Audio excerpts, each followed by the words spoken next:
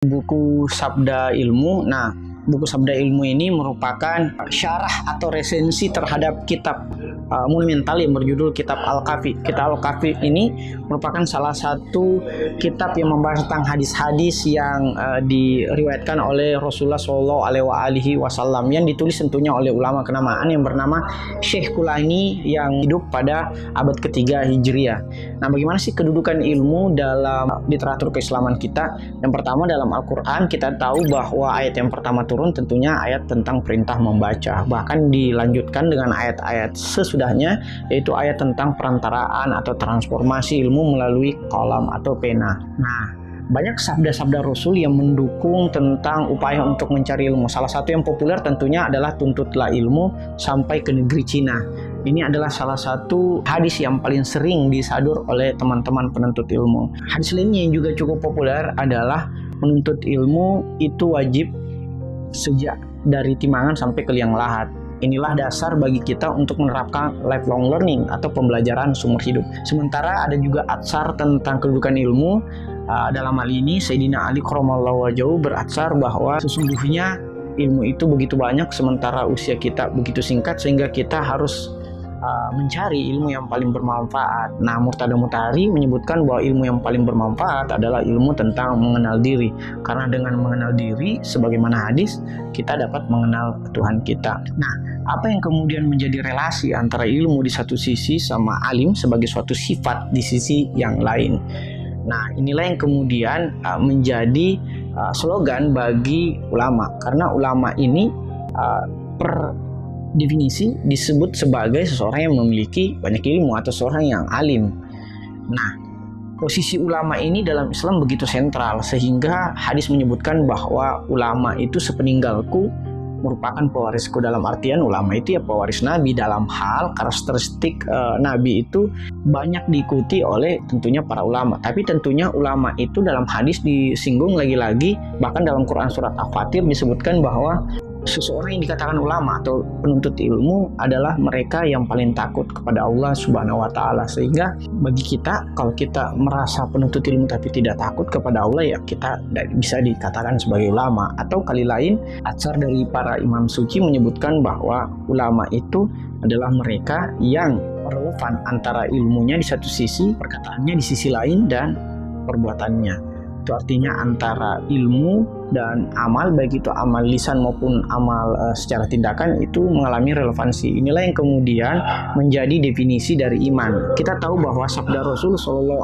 Alaihi Wasallam berbunyi bahwa iman itu adalah relevansi antara apa yang kita yakini dalam hati atau dalam akal kita, kemudian diimplementasikan melalui lisan atau ucapan, dan diwujudkan melalui amal perbuatan.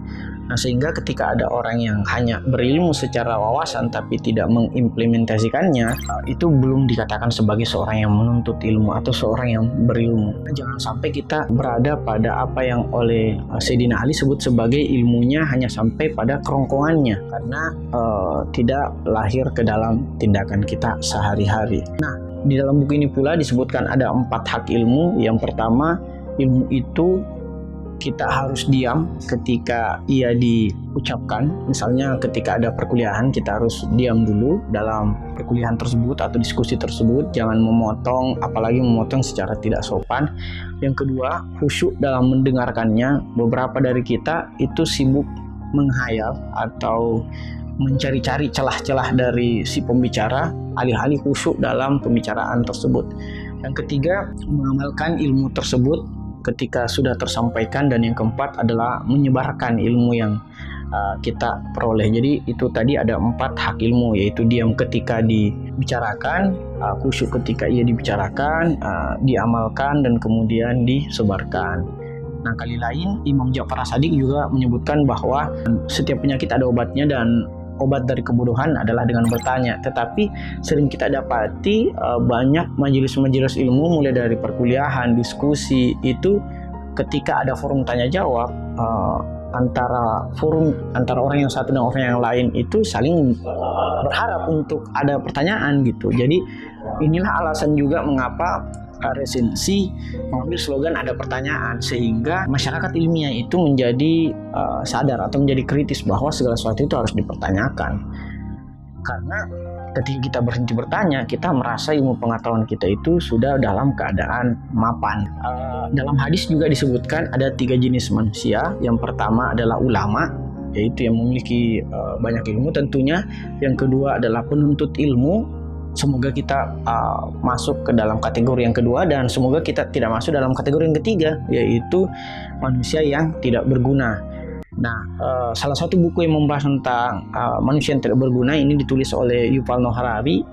Dalam bukunya itu disebutkan bahwa ada masyarakat-masyarakat tidak berguna, atau dalam terjemahan barunya ini ia sebut sebagai kaum rebahan, atau mereka yang tidak memiliki dampak signifikan sama sekali terhadap pembangunan masyarakat, atau apa yang oleh orang-orang tua kita dulu sebut sebagai sampah masyarakat. Nah, berkaitan dengan sampah, ada juga hadis yang berbicara tentang itu, bahwa duduk di majelis ilmu bersama ulama di atas sampah lebih baik daripada duduk di atas ranjang emas bersama orang-orang yang membicarakan hal-hal yang sia-sia. Walaupun tentunya tidak mungkin ada ulama yang duduk di atas sampah.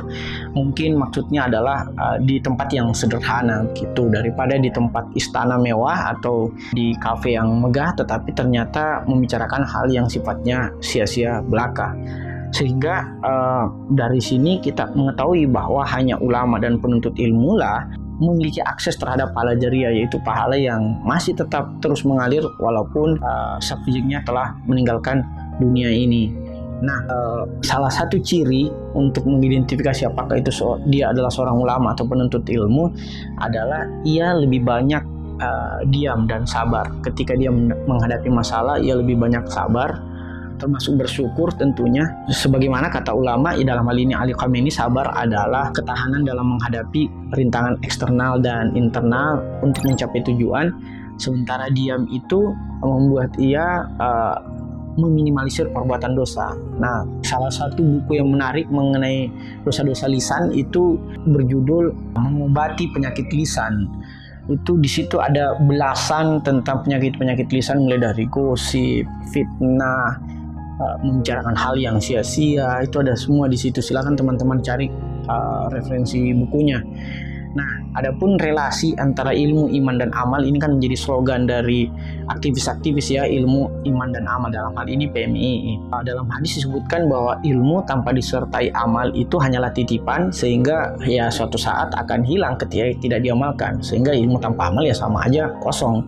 Sementara amal yang tanpa disertai ilmu di dalamnya itu juga merupakan sesuatu yang wishful thinking, sehingga ilmu ditambah amal barulah menjadi iman. Karena ilmu ya kalau tidak diamalkan ya dia hanya potensi belaka, sementara amal tanpa ilmu ya sama aja bohong, sehingga keduanya harus berjalan secara berkelindan.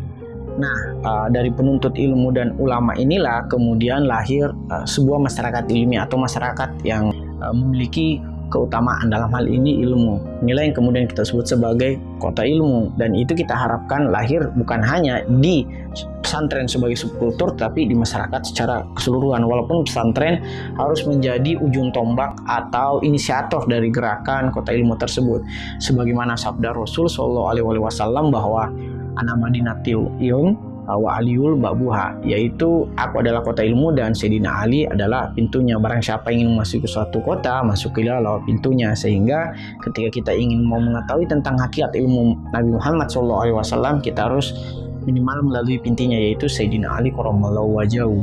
Nah, terakhir izinkan saya mengutip sabda Rasul Shallallahu Alaihi Wasallam bahwa ada 3 jengkal ilmu pengetahuan. Jengkal pertama membuat kita merasa mengetahui sesuatu atau bangga. Wah, saya sudah tahu nih tentang literasi atau tentang hukum dan sebagainya. Jengkal kedua, yaitu lebih tinggi di atas itu, adalah membuat kita merasa bijaksana atau mulai rendah hati gitu, bahwa saya masih banyak yang belum saya ketahui. Dan jengkal tertinggi dari ilmu pengetahuan adalah ia kemudian merasa tidak mengetahui apa-apa, karena dalam Quran surat Yusuf disebutkan bahwa di atas orang-orang berpengetahuan itu masih ada lagi yang mengetahui, sehingga membuat kita menjadi seorang pembelajar yang terus merasa bahwa kita akan haus akan ilmu. Satu-satunya kehausan yang membuat kita tidak serakah adalah haus terhadap ilmu pengetahuan. Semoga kehausan kita terhadap ilmu pengetahuan membuat kita semakin gencar terus untuk menuntut ilmu dan memperbaiki diri. Sebagaimana tagline di resensi, yaitu sehari sebuku. Kita harus menyibukkan diri dengan memperbanyak ilmu, karena apa yang kita pelajari saat ini belum tentu masih relevan dengan tantangan-tantangan di kemudian hari, sehingga kita harus mengupgrade atau mengevaluasi terus ilmu pengetahuan kita. Sebagaimana dalam atsar Sayyidina Ali karramallahu wajhahu, orang yang merasa baik itu buruk dan orang yang merasa buruk itu baik. Karena kita adalah orang-orang yang buruk, marilah kita memperbaiki diri. Sekian, wassalamualaikum warahmatullahi wabarakatuh. Ada pertanyaan?